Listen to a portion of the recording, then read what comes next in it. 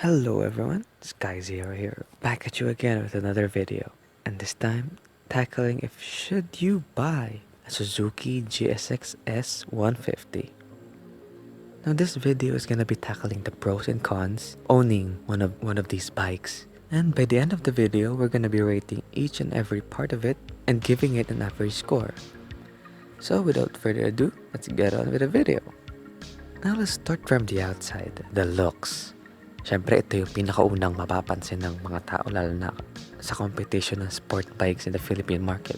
Now, the looks of this bike are kind of controversial, meaning na hindi siya ganun ka related sa mga kasabayan niya. For example, yung MT-15 or for its discontinuation, yung CB150R. The looks are more on a aggressive stance, yung parang macho nga. Pero kahit ganun yung gusto niyang appeal, payat pa rin yung body niya para siyang sexy o ika nga. Kasi manipis yung middle area niya, perfect for basically sporty riding.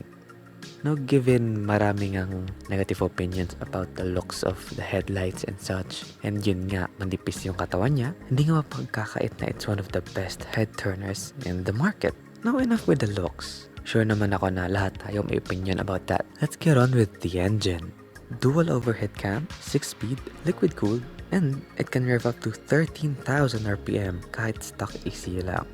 Let's get on with kung ano talaga yung binunta niya dito. Power-wise, that's a really meaty power band. From mid-range to the upper levels of the RPM, napaka-smooth ng transition. Wala siyang sudden na surge like other sport bikes. And kapag cruising or long rides, it's very usable. The bad thing lang about this engine is, like I mentioned in the previous videos, is yung grunt niya or the torque sa lower rev range, which can of course be remedied by an ECU tune or pagpalit ng sprocket. But syempre we're talking about the stock bike, the bike out of the showroom. Other than that, not much of a gripe pagdating sa engine. Very tunable. It has a lot of aftermarket support, syempre coming from the similar design. And basically, it is identical the Raider 150 Fi engine, given lang a few minor tweaks and modifications.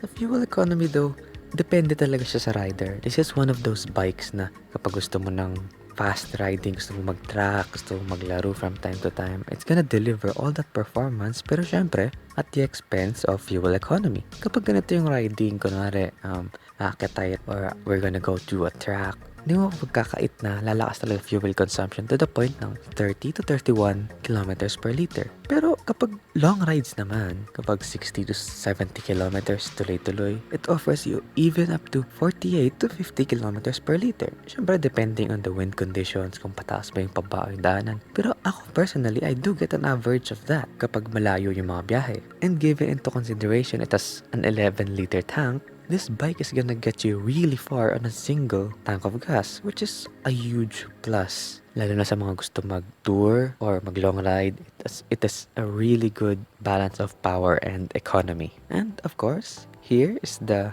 pre-required sound check.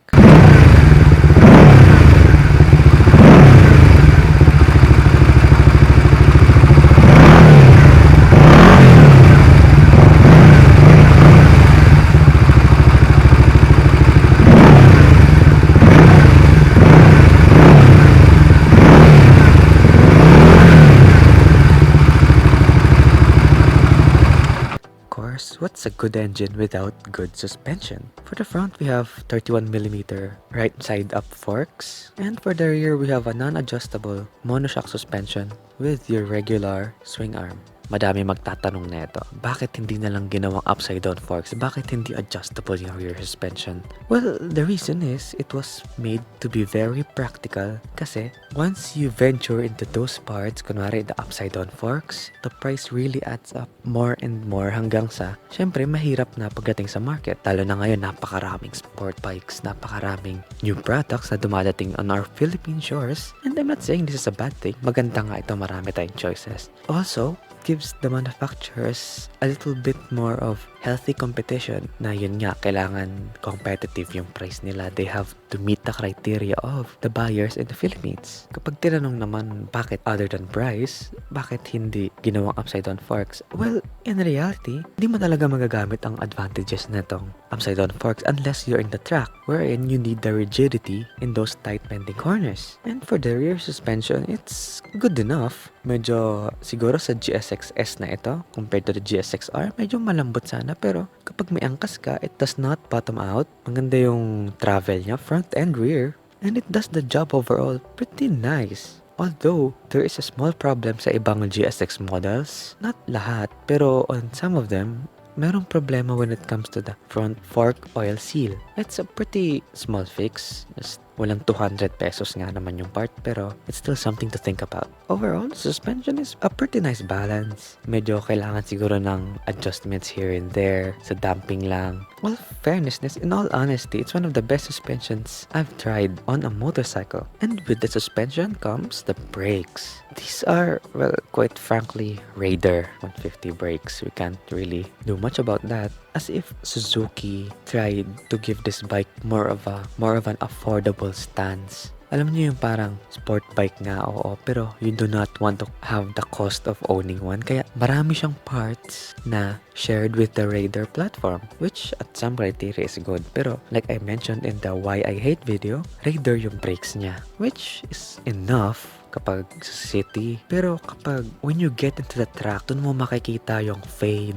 yung overheating issues niya. Which syempre kapag magaling talaga yung rider, hindi magiging issue, pero di naman lahat siguro track junkie, diba? Maybe Suzuki could improve this in a newer update sa motorcycle nila. Pero it's consistent. Pero yun nga, kapag dating na sa harsh riding conditions, lalo na ang rear brakes, it's very prone to skidding. Which gets us straight to the tires. Now, the stock tires are IRC Exetos, which are okay for a practical standpoint for city like most parts of this bike. Pero when conditions actually change, for example, umuulan or sudden braking conditions, the rear, lalo na combined with the too aggressive bite sa rear brake, it tends to make the bike skid really quick and really easily. Lalong-lalo na, wala tayong ABS. And yes, this bike has no ABS. And I am hoping na someday they would introduce ABS to the Philippine markets. Overall handling of this bike is pretty nimble, pretty sporty as it is.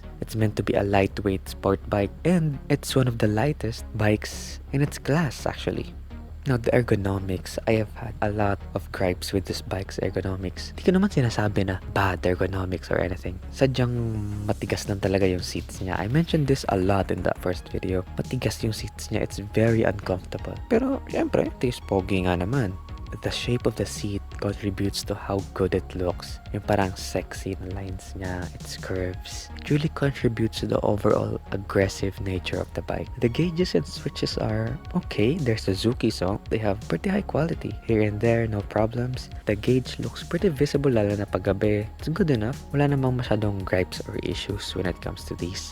With the seating position a bit leaned forward, medyo tight yung GSX S na ito compared to the R. Medyo masakit siya sa likod kapag tumatagal na. Pero syempre, out of all bikes, papahinga din tayo kapag masyado na napapagod sa long rides. And syempre, kapag long ride, we need storage. Now, that's one thing this bike really lacks. It's the storage. All you get is pretty much this small part sa backseat, which can store maybe a phone if it's small enough, but I wouldn't recommend it. Siguro mga papeles, pero make sure to wrap it in a plastic bag or a ziplock para hindi mabasa. And that's about it. Yan lang yung storage niya. I do understand na syempre it's a sport bike, hindi storage ang hinahabol natin dito. But yeah, that's what it has, and that's the only storage this bike has. Now let's get on with the value. Well, it's one of the best. For about 113,000 pesos cash, it's one of the best bang for buck bikes you can get out there. Napakaganda ng handling and the power, the tunability. All you want in a sport bike in a tight compact package na you can actually daily drive. And with that, let's get on with scoring the bike. For looks, medyo subjective yung itsura niya like I said earlier. Pero in general, napakaganda ng smooth lines niya. Napaka-fluid ng body shape niya. And for me, it gets a 7 out of 10. The engine, even with the drawbacks like I mentioned earlier, the over-square design really does wonders, and it gives off this amazing sound na from time to time makakalimutan mo na single-cylinder engine pala to. Along with the tunability and the availability of parts, it's one of the very best in its class when it comes to the engine. And it gets an 8 out of 10 for me. Fuel economy, depende talaga sa rider. Pero there are times na malakas talaga kumonsumo yung bike. Syempre, it's a sport bike in nature. And I'll probably give it a 5 out of 10. The suspension, it could use a little work. Medyo yun nga, masyado matigas yung sa GSX S. Syempre, masyado siyang similar sa GSX R. And there could be a bit of improvements, lalo na sa forks, which could be upside down forks in the future kapag siguro nagkaroon sila ng advances when it comes to cost cutting. And that gets it a 6 out of 10 hanggat hindi pala upgrade yan. Now for the value, for the bike you're about to get, for the features, for the reliability and build quality. So, like I said earlier, it's one of the very best in its class, and it gets an 8 out of 10. And now on to the pros and cons of the GSX S150. Now with the pros, it has very good handling, an excellent engine, a perfect balance between power and efficiency, and it's one of the very best value for money you can get out there pagdating sa 150cc segment. Considering na they only skimped out on the parts na hindi mo mapapansin over the duration of the ownership of this bike, and of course, the reliability that comes with a Suzuki-built motorcycle. And with that, the cons. First, and one of the most prominent cons is yung comfort when riding really long distances. Masakit talaga sa puwet and masakit sa katawan, lalo na sa back ride. Kailangan talaga ng sanayan. Pero overall, wala namang masyadong design-wise na problema. Syempre, you're gonna get this bike for sportier riding. Like I mentioned earlier, it is pogi. And the second con is, yun nga, yung engine management niya. Sana let's add a little more beefier fueling sa lower rev range. Pero overall, all these problems are easily fixable. And if you want a bike that you can live with agad-agad, you can use on a daily, and also be sporty, this is the perfect bike. So, are you planning to get a GSX S150? Or are you considering other motorcycles in this segment? Comment down below kung meron kayong other motorcycles to suggest that I'd review or give the things I love or hate about. And if you have any comments, suggestion, just comment down below. If you like the video, leave a like. And if you want more content like this, subscribe or more. Thank you, and this is Sky Zero, always telling you to always stay safe.